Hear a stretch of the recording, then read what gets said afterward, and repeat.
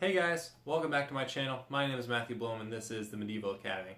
So for this week's video we're going to be looking at the cutting and handling portion of the review for the Valiant Armory Falchion Base model. Before we get to that, I want to mention something real quick. I mentioned this in the channel introduction I did a few weeks ago, but I want to mention this again simply because it does pertain to this video. I have only been in HEMA for about 3 months now, and about 95% of that time has been spent in longsword training. So I haven't gotten too much one-handed training in. So if you notice some bad form or some bad cutting techniques in the video, it's simply because I haven't had that training yet. Hopefully as the channel progresses I will get better at my form, but for now mostly I've done longsword. So I've been trying to translate that into one-handed cutting, but again, if you notice some bad form, it's simply because I haven't trained enough yet. But hopefully that'll get better in the future. That being said, let's go ahead and get to the cutting.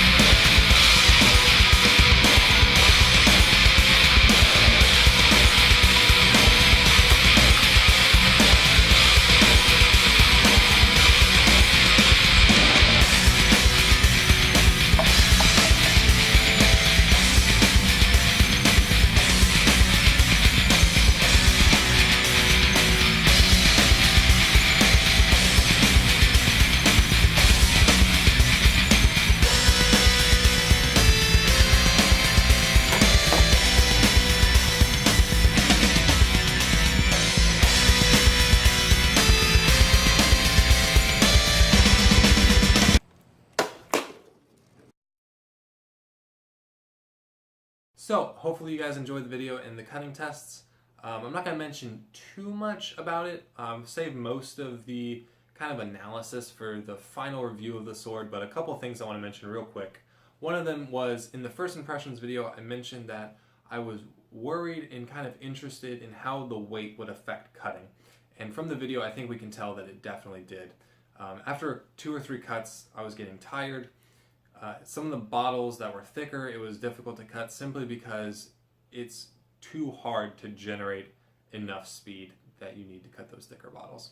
I think part of my cutting failures could be due to lack of training, but I think a majority of it can be due to just the weight. It's difficult to generate enough speed to cut those thicker targets.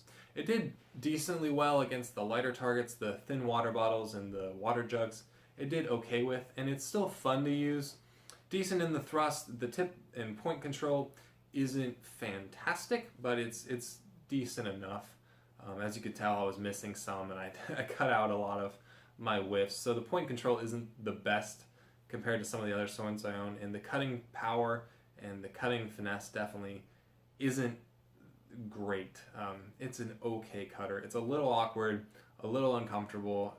With that, some of the things I learned from doing the cutting tests that I plan to apply in later cutting with this sword before I do the final review is that one, in my cutting I like to do a couple different things. Sometimes I like to do retreating cuts. So for example, say you're in a bind and you're retreating and you kind of throw in a cut in the retreat.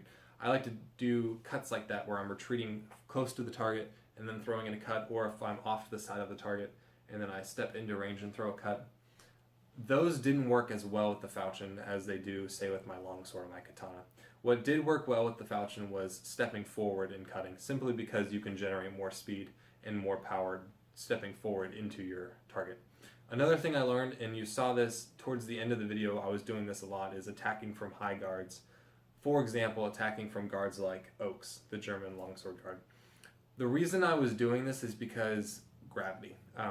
When you're attacking from that high guard, you can use the weight of the sword to help build up speed.